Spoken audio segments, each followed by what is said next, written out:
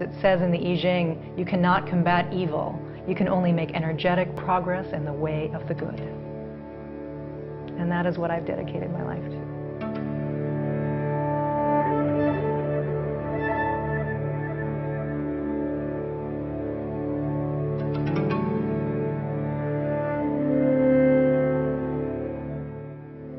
We may be living in an age of unprecedented darkness and challenge, and yet I feel like there's enormous opportunity for healing and transformation, both personally but collectively. I feel it in my own being. I see the evidence of it all around me. And that's what we need to energize. That's what we need to embrace fully. In the words of Rumi for the gateway, and enter the realm. It is the time of union. It is a time of vision. It is a time of resurrection. It's a time of grace. It's a time of generosity. The treasure of gifts has arrived. The brilliance of the sea has flashed forth. The dawn of blessing has arisen. What is this ancient wisdom? The source of these living waters is in your head and in your eyes.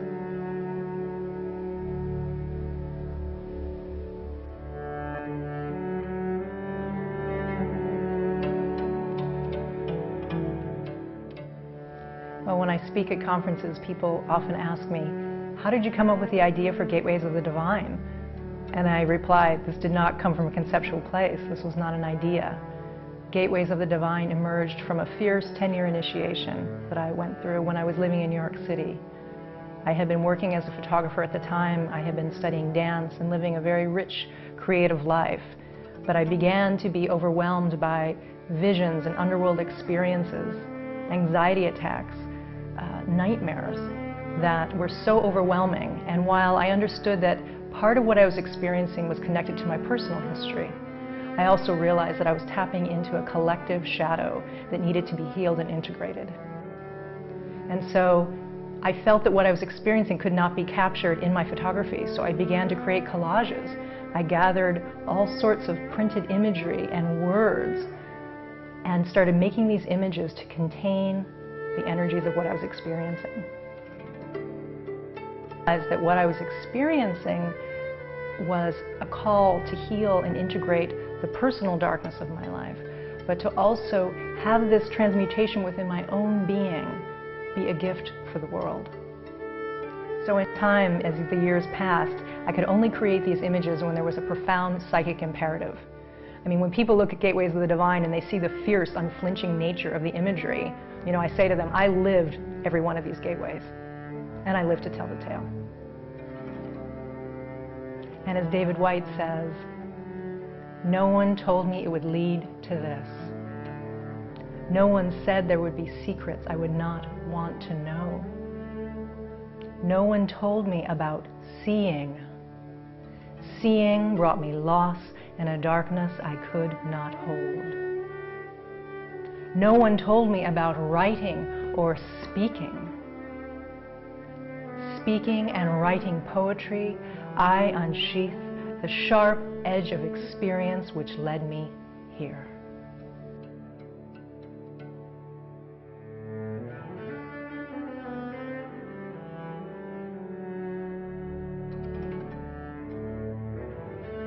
The essential vision of Gateways of the Divine is that all aspects of creation, light and shadow, are essentially of God.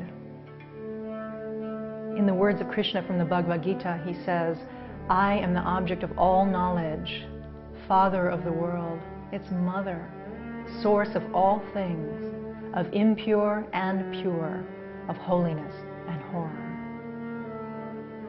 And yet how challenging is it for us to see those manifestations of the shadow within ourselves and in our world as also being an aspect of God. It takes enormous courage and strength to stay the course so that the final integration and healing is possible.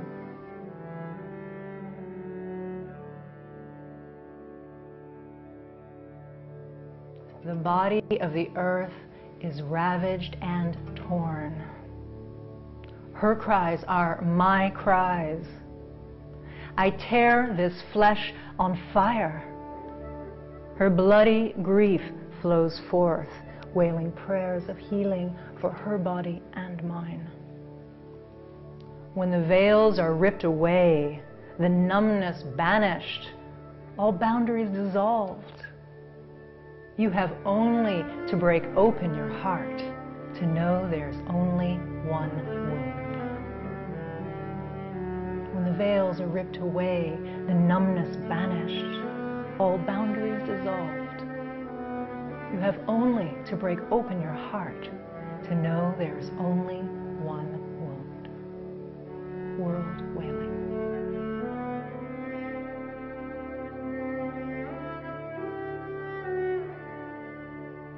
As I've traveled around the country and see how deeply people have been impacted by the vision of the gateways and by the poetic embodiments, I realize that people are hungry. They're starved for profound experiences of soul, of mystery. They're grappling with the holiness and horror of the days that we're living in. And so we need tools of wisdom. We need transformative experiences. I feel like the roles of the visionaries and the creative artists are essential at this point. We've gone as far as we can go in the realm of technology. We're a world out of balance. And so connected to the heart and connected to the divine forces, we become the mediums and the conduits for healing in the world.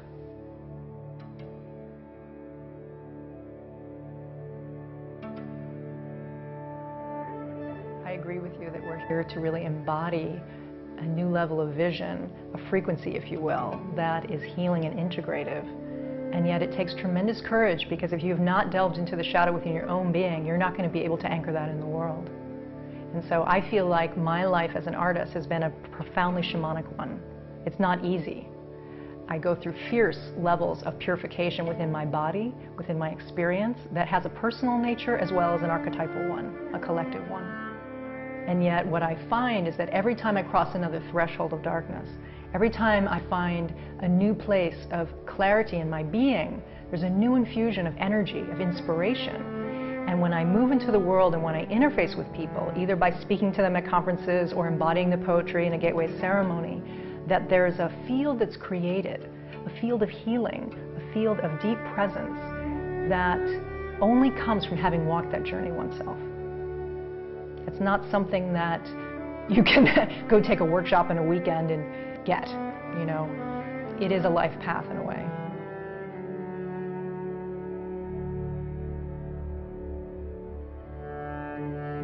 Well, I feel like we are also living in an age where we need the consciousness and the healing presence of the divine feminine, both in men and in women. And that feminine consciousness is one that, by its very being and presence, brings healing and integration. With all the great spiritual teachers I've met, and I've had a lot of wonderful experiences in my life, what matters, the impact that is much more than what they have to say or communicate. It's what they embody. And so my focus as an artist is not only to embody it, but to help people in my coaching work or in my performances or speaking engagements, to help people awaken to that presence within themselves. It is deeply connected to their own source, to the divine, that will guide them unerringly. There's another gateway that wants to come through. It's called the Temple of Mystery. And this illumination is from Ken Carey's book, The Starseed Transmissions. Do not sacrifice upon the altar of your mind the sacred wisdom that rises with each beat of your heart. Do not let the grim priests of tradition tear out the very heart of the spontaneous currents that carry the insight of eternity. Let your mind relax in love and openness until it becomes an altar upon which the Creator's consciousness descends. Spring bareback upon the naked energy of life and ride its current into your decisions. The inherent intelligence of life itself will bring you understanding of self and world and guide you unerringly into the future. The Temple of Mystery. So if we follow the beat of our heart, the heartbeat of the divine, we will be led step by step into